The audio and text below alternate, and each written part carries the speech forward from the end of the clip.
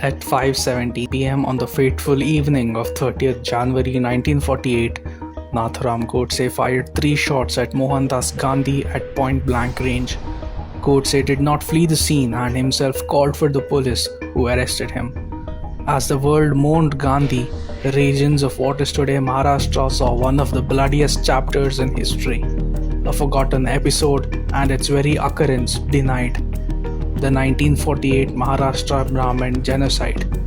Brahmins, especially Chitpavan Brahmins, were hunted down for the crime of belonging to a particular caste and having a surname of the killer of Gandhi.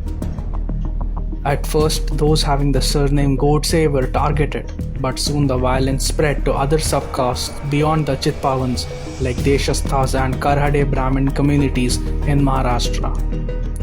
Due to the scant press coverage and the apathy of those in power at that time, there is very less information about the pogrom on public domain. But there are several anecdotes of survivors and their descendants who are yet to heal from the wounds of their past. The incidents find place in Vikram Sampath's Part 2 of Veer Savarkar's biography.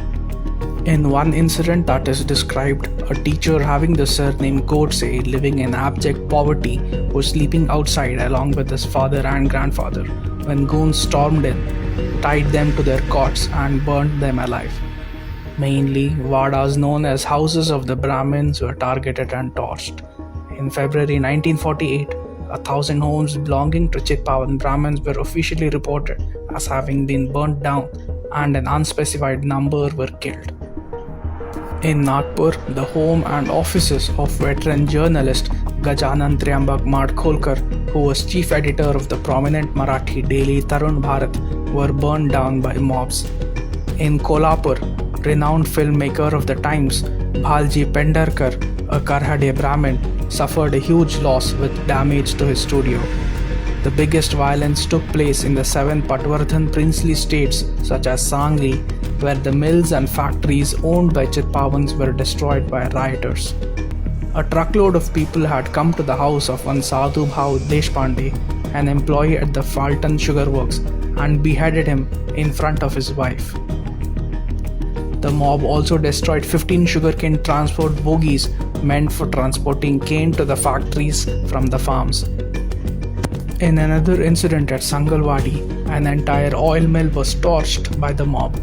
In Sholapur, a mob had come to burn the house of a family when a resident who had a pistol fired in the air, telling the mob that he wouldn't move and they would have to burn him along with the house to get to him. And the mob did just that. They burnt him with the house. Anybody directly or remotely associated with the RSS or the Hindu Mahasabha were targeted.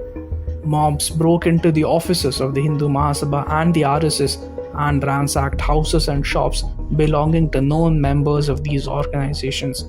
A woman who headed the women's wing of the RSS in Satara district was arrested for being complicit in Gandhi's murder. Her husband, who had nothing to do with the RSS, was also arrested, and both of them languished in jail for 4 to 5 months.